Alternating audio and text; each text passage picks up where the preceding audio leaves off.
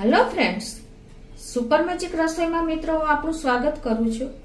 આજે આપણે અત્યારે કેરીની ફૂલ સિઝન ચાલી રહી છે, તો હવે કેરીનો ટાઈમ પણ એન્ડ આવી જશે હમણાં। તો આખું વર્ષ આપણે કેરીને સ્ટોર કરવી હોય એ પણ ફ્રીજ વગર, તો કઈ રીતે કરવી ને એનો વિડીયો હું તમારી સાથે શેર કરું છું મિત્રો। તો તમને ચોક્કસ આ વિડીયો તો ઉપયોગી થશે જ। તમને ગમે તો લાઈક કરજો, શેર કરજો અને સબસ્ક્રાઇબ કરવાનું તો ભૂલતા જ નહીં। અને મિત્રો બાજુમાં રહેલું બેલ આઇકનને પણ પ્રેસ કરજો, જેથી કરીને તમને ઓલનું બટન મળશે અને ઓલના બટનને પ્રેસ કરશો ને એટલે મારા લેટેસ્ટ વિડીયોની માહિતી તમને મળતી રહેશે। તો હવે આપણે આગળ વધીએ। તો મિત્રો જો અત્યારે આ બધી પાકેલી કેરી મેં લીધી છે અને તમે જોઈ શકો છો કે અત્યારે એકદમ ફૂલ સિઝનની કેરી પણ બહુ સરસ જોવા મળે છે। તો હવે આને આપણે ફ્રીજ વગર આનો આપણે પલ્પ કાઢી અને સ્ટોર કરવાનો છે। તો એના માટે પહેલા શું કરવાનું, આપણે કેરીને મેં ધોઈ લીધી છે, એકદમ નીટ એન્ડ ક્લીન કરી લીધી છે। પછી એને તમારે આ રીતે પીલ કરીને એટલે કે છાલ ઉતારી અને તમારે આપણે આવી રીતે બે કટકા જ કરી લેશું ડાયરેક્ટ, એટલે ટાઈમ પણ ન લાગે ને ઓછા ટાઈમમાં આપણે આ બધી પ્રોસિજર કરી શકશું। અત્યારે હું તમને સેમ્પલ પૂરતું જ બતાવું છું, બાકી તમારે જેટલી ક્વોન્ટિટીમાં સ્ટોર કરવું હોય ને એટલી કરી શકો છો અને તમે આખું વર્ષ ફ્રૂટી, મેંગો શેક બધું બનાવીને એન્જોય કરી શકો છો। તો હવે આ રીતે આપણે જુઓ, આ રીતે ચમચેથી અને આ રીતે પીસ કરીને પણ તમે કાઢી શકો છો। હું તમને ચમચેથી પણ બતાવી દઉં। અને મિત્રો બીજું કે તમને મેં એક શેર કર્યો છે વિડીયો મારો સુપર મેજિક રસોઈમાં, કે તમે કઈ રીતે કેરીનો પલ્પ કાઢવો ને ઇઝીલી, કોઈ પણ જાતની છાલ ઉતાર્યા વગર, ઝંઝટ વગર, એ પણ તમે જોઈ લેજો મિત્રો। તો આ રીતે આપણે બધો પલ્પ આ રીતે જો છાલમાંથી ચમચેથી પણ ઇઝીલી નીકળી જશે। એકદમ નીટ એન્ડ ક્લીન આપણી છાલ જો તમને બતાવી પણ દો।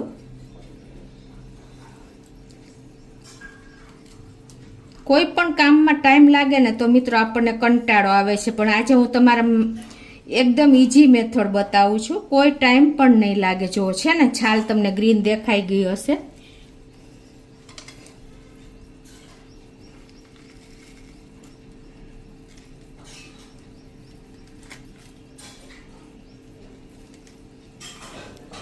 તો આ રીતે જો આપણે પલ્પ ઇઝીલી કાઢી લીધો છે, કોઈ ટાઈમ નથી લાગ્યો।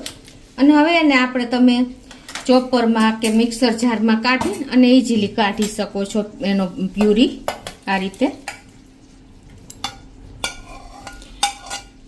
મિત્રો કેરી ગયા પછી આપણને કેરીનો રેસીપી બનાવવી હોય ને તો એકદમ ટેસ્ટી લાગે છે, એટલે તમે આખું વર્ષ આ ફ્રીજમાં તો આપણે જગ્યા જ નથી હોતી, તો તમે ઇઝીલી આ બહાર સ્ટોર કરી શકશો ને એની મેથડ હું તમારી સાથે શેર કરું છું।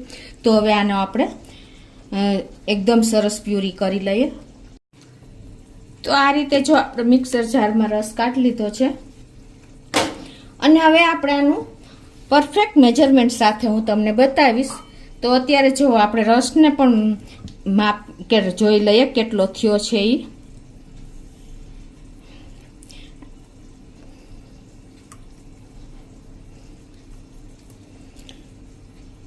ટૂંકમાં 2 કપ જેવો જ આપણે રસ થયો છે।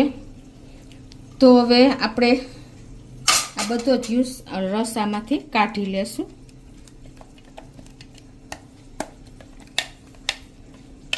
તો હવે 2 કપ રસ સામે આપણે અત્યારે હું તમને ક્વોન્ટિટી બતાવું છું।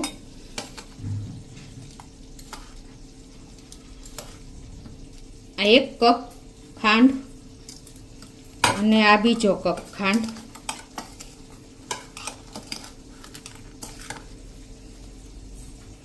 તમારે આમાં કોઈ પ્રોબ્લેમ નહીં આવે, કદાચ અડધોથી 1 કપ વધારે ખાંડ હશે તો પણ। તો હવે આપણે આ ત્રીજો કપ પણ ખાંડ નાખી દઈએ છીએ। તો આ રીતે આપણે જો 2 કપ રસ લીધો છે તો એની સામે આપણે અત્યારે 3 કપ ખાંડ નાખી છે, કેમ કે આપણે ફ્રૂટી કે શેક બનાવી છે તો ખાંડની ત્યારે તમારે વધારે જરૂર નહીં પડે, કદાચ તમારી ટેસ્ટ અનુકૂળ, અને તમે 4 કપ પણ નાખી શકો છો, પણ અત્યારે મેં 3 કપ નાખી છે। તો તો હવે આને એકદમ સરસ આપણે મિક્સ કરી લેશું.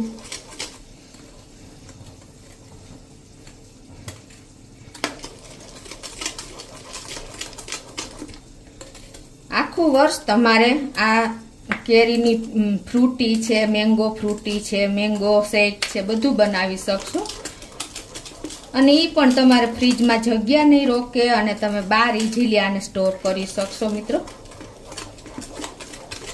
તો આ રીતે મિક્સ કર્યા પછી મિત્રો હવે આને આપણે એકદમ મોટું વાસણ લેવાનું છે. કાંઈ પણ તમારી પાસે થાળી હોય, મોટી પ્લેટ હોય, એ લઈ લેવાનું છે અને એકદમ પતલું પતલું તમારે એમાં સ્પ્રેડ કરવાનું છે. આ રીતે જો એકદમ પરફેક્ટલી મેચ થઈ ગયું છે. હવે તમારે આ મારી પાસે અત્યારે થાળી છે, એને એકદમ તમે જેટલું પતલું લેયર કરશો ને એટલું જલ્દી તમારે આ સુકાઈ જશે. આ રીતે એકદમ પતલું લેયર કરવાનું છે, એટલે ટાઈમ પણ નહીં લાગે અને ઇઝીલી તમારે સરસ તૈયાર થઈ જશે. તો જો આ રીતે આપણે એકદમ એને પતલું લેયર કરી નાખવાનું છે એટલે જલ્દી સુકાઈ જશે. અને બીજું કે મિત્રો તમારે આને બિલકુલ તડકે મૂકવાનું નથી. જો તમે તડકે મૂકશો ને તો ઉલટાની આપણી જે ખાંડ નાખી છે ને એ મેલ્ટ થશે અને તમારે ક્યારેય આ સુકાશે નહીં, વધારે પીગળશે, હશે એ કરતાં વધારે એકદમ મેલ્ટ થઈ જશે. તો હવે આને આપણે પંખા નીચે સુકાઈ જાય ને 4 દિવસ કે 5 દિવસ કે 6 દિવસ લાગશે, તમારા લેયર ઉપર ડિપેન્ડ છે. તમે જેટલું પતલું લેયર કરશો ને એટલું ઝડપ થશે.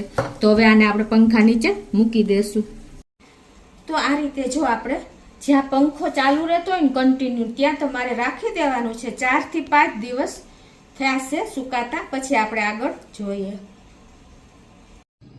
તો મિત્રો જો આપણે આ જે લીક બનાવીને રસ અને ખાંડ મિક્સ કરીને જે સૂકવું હતું ને પંખા નીચે, એને 5 થી 6 દિવસ થઈ ગયા. કેમ કે વાતાવરણ જેવું ભેજ જેવું હતું ને એટલે પંખાની હવા પણ અસર નહોતી કરતી, એટલે થોડોક ટાઈમ લાગ્યો છે અને એકદમ સરસ સુકાઈ ગયું છે. જો અમે ચમચેથી બધું ખોલી નાખ્યું છે, બંને થાળી ભેગી કરી દીધી છે, 3માંથી 2, અને આટલું સરસ સુકાઈ ગયું છે. તો હવે એને આપણે એક મિક્સર જારમાં નાખી અને એનો પાવડર ફોર્મ બનાવી લેશું. તો આ રીતે આપણે એને નાખી દેશું.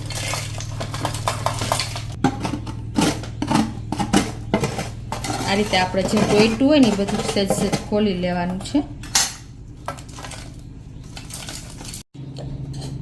તો આને આપણે પાવડર બનાવી લેશું મિક્સર જારમાં.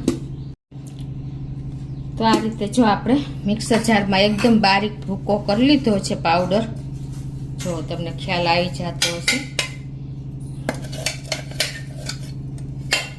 હવે એ જ રીતે આપણે જો આટલો સરસ પાવડર થયો છે, તો એ જ રીતે આપણે આજે આ બીજી બેચ છે એને પણ તૈયાર કરી લઈએ. તો આ રીતે આપણે બીજી બેચ પણ તૈયાર કરી લીધી છે.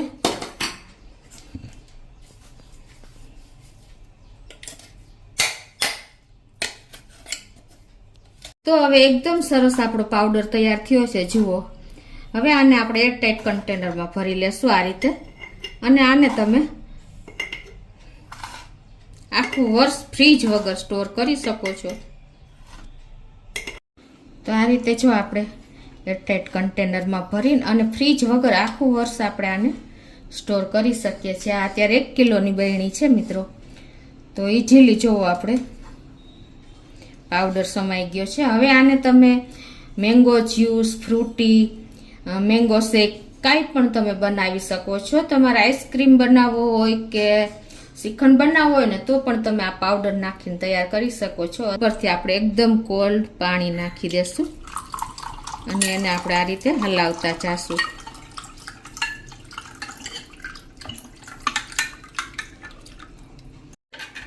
તો આ રીતે જુઓ આપણે અત્યારે મેંગો જ્યુસ કરી લીધો છે.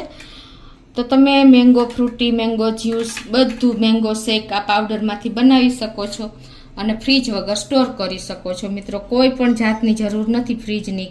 કબાટમાં બહાર રાખીને તમે આખું વર્ષ એનો ઉપયોગ કરી શકો છો. તો તમને ચોક્કસ મારો વિડીયો ગમે તો લાઈક કરજો, શેર કરજો અને સબસ્ક્રાઈબ કરવાનું તો ભૂલતા જ નહીં.